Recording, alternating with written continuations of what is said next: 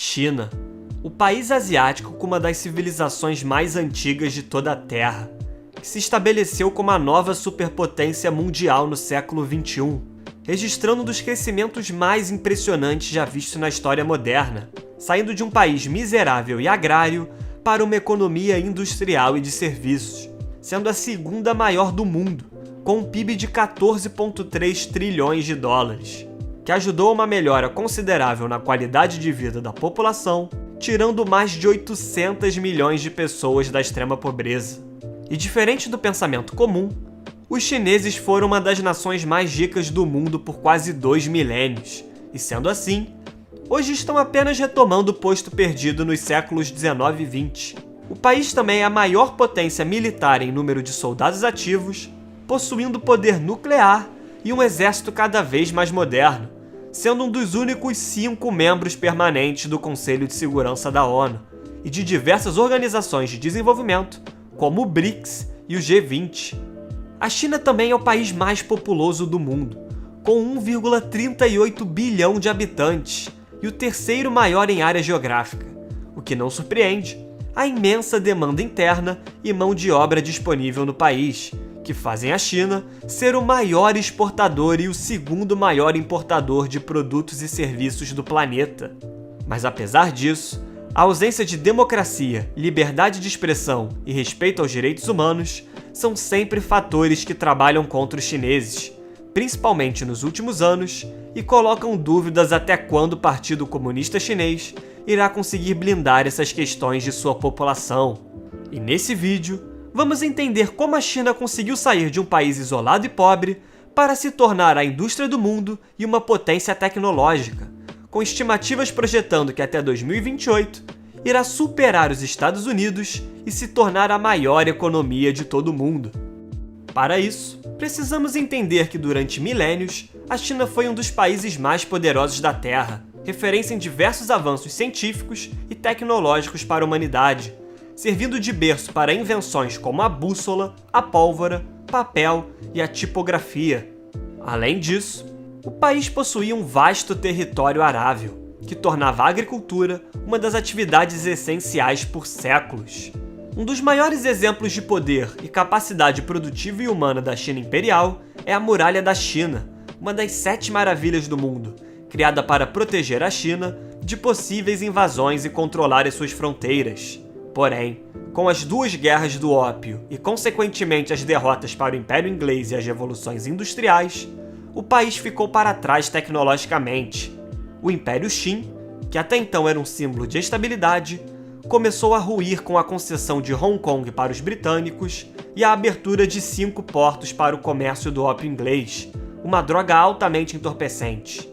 A fome e o colapso econômico levaram à derrocada do Império Qin e se iniciou um longo período de instabilidade no território chinês, com uma guerra civil entre nacionalistas e comunistas que durou mais de 20 anos, que foi ainda mais acentuada com a invasão japonesa da China continental e a anexação da Manchúria, sendo um dos episódios mais brutais da Segunda Guerra Mundial.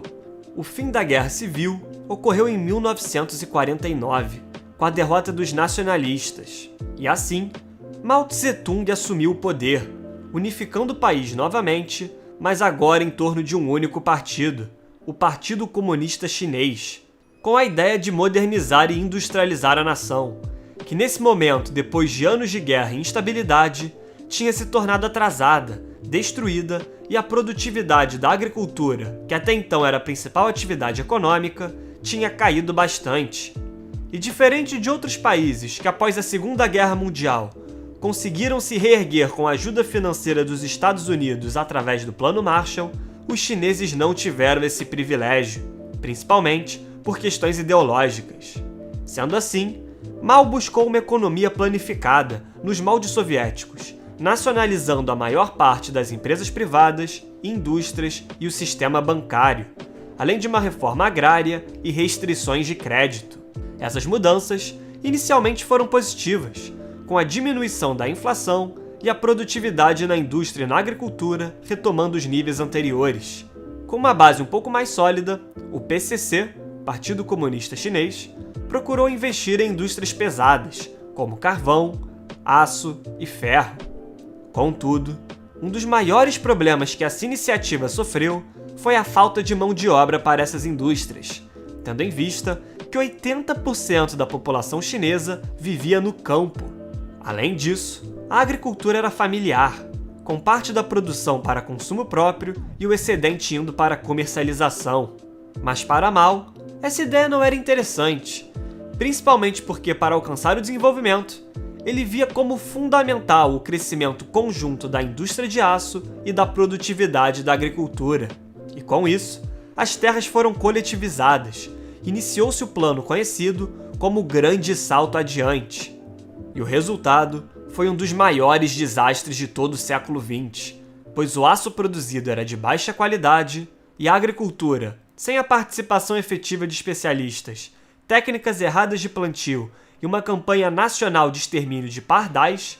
que Mao acreditava serem as principais pragas nas plantações, resultou em uma infestação de gafanhotos nas colheitas, na ausência de seus predadores, o que levou a uma grande queda na produção. E isso começou a levantar questionamentos dentro do partido, e oficiais do governo que controlavam a produção agrícola, para manter suas posições, continuavam mandando boa parte do que restou da produção para as cidades, gerando uma grande fome na região rural e, posteriormente, nas regiões urbanas. Estimativas projetam que em 4 anos, mais de 45 milhões de chineses morreram de fome, trabalho forçado e torturas.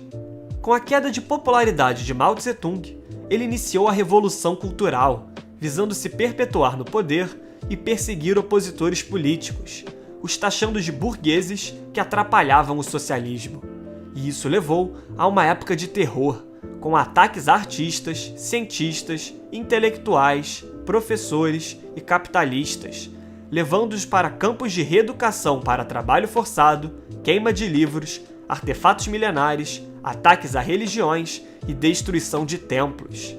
E esse acontecimento levou à década perdida, com pouco progresso econômico, perda de inteligência intelectual e também ataque à educação.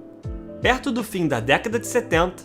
enquanto a China ainda era um país rural, muito pobre e com a população batalhando para se alimentar com uma renda per capita de $156, inferior a países como Congo, Índia e cerca de 11 vezes menor que a do Brasil na época, outros vizinhos asiáticos já tinham se tornado potências industriais, como o Japão e Hong Kong. Sendo assim, após a morte de Mao Tse-tung em 1976, iniciou-se o processo de mudança da economia chinesa para que conhecemos hoje, através de Deng Xiaoping, que, mesmo sendo marxista, entendeu que eram necessárias reformas para abandonar o fracasso da economia planificada. Para isso, implementou reformas que ficaram conhecidas como as 4 modernizações, que se iniciaram em 1978. Inspirado pelo sucesso de outro país asiático, Singapura,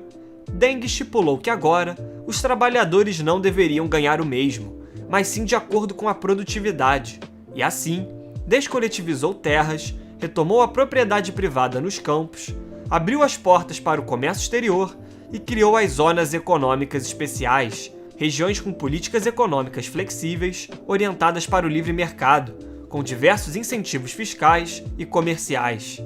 Tal fator permitiu a essas regiões atraírem diversas empresas nacionais e estrangeiras, como a Guangzhou, Xangai e Shenzhen, 3 das mais importantes cidades chinesas do mundo. Deng também deu uma maior autonomia às indústrias, permitindo que as empresas produzissem bens para comercialização e bônus para recompensar a produtividade. E essas medidas, juntos da moeda desvalorizada e a mão de obra abundante e extremamente barata, foram a base para o boom industrial do país, com hoje a China possuindo 29% da produção de manufatura de todo o planeta. E os resultados foram excepcionais, pois graças à mão de obra extremamente barata, o país obteve um crescimento em média de 10% anualmente entre 1978 a 2010, com o PIB saindo de 149 bilhões para mais de 14 trilhões de dólares desde 78. E a linha de pobreza, que anteriormente atingia 88% da população chinesa,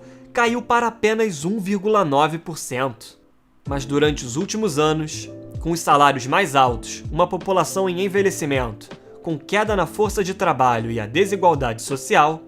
o governo chinês tem investido na alta tecnologia como uma chave para transformar a economia da China em uma economia dinâmica, robusta e sustentável, com um projeto chamado Made in China 2025, e assim abandonará o famoso posto de indústria do mundo, com produção de produtos baratos e de baixa qualidade devido a custos mais baixos de mão de obra, e passar a produzir produtos de serviços de maior valor, que se torna ainda mais possível pelo fato da China possuir mais de 4,5 milhões de profissionais graduados em áreas de ciência, tecnologia, engenharia e matemática, sendo a maior do mundo, comparado a 2,6 milhões da Índia e 568 mil pessoas dos Estados Unidos. Isso fez o país se destacar com inteligência artificial, robôs e ser um dos pioneiros na tecnologia 5G,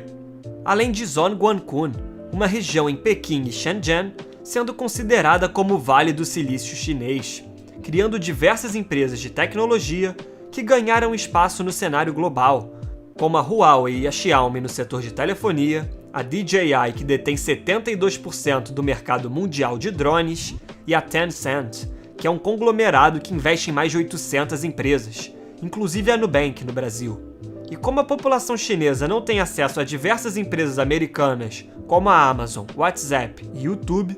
foi possível o surgimento de empresas chinesas com serviços semelhantes, como Alibaba, WeChat e Baidu. E essas empresas, mesmo com receitas enormes devido ao imenso mercado interno, ainda não se espalharam pelo mundo como as americanas, o que mostra um potencial enorme de aumentarem sua influência global futuramente, como o TikTok vem fazendo. E com isso, se iniciaria o processo que seria uma das bases para o crescimento chinês, pois entre 1992 e 2011, o investimento de 8,5% do PIB por ano em infraestrutura de cidades, rodovias, portos, ferrovias de alta velocidade e aeroportos possibilitaram o transporte de produtos ao redor do país e do mundo de maneira eficiente e rápida. Nos últimos anos, as novas áreas de crescimento têm sido as principais prioridades das autoridades chinesas. Além disso, os chineses desde 2000 têm procurado expandir sua influência globalmente, financiando diversos projetos ao redor do mundo, como a iniciativa Belt and Road, mais conhecida como a Nova Rota da Seda, que consiste em uma série de obras de infraestrutura terrestres conectando o Oriente Médio, Europa, África e Ásia, e a infraestrutura marítima, passando pelos oceanos Pacífico e Índico e chegando ao Mar Mediterrâneo, visando conectar ainda mais a China com o resto do mundo, além de proporcionar um desenvolvimento maior para o interior do país.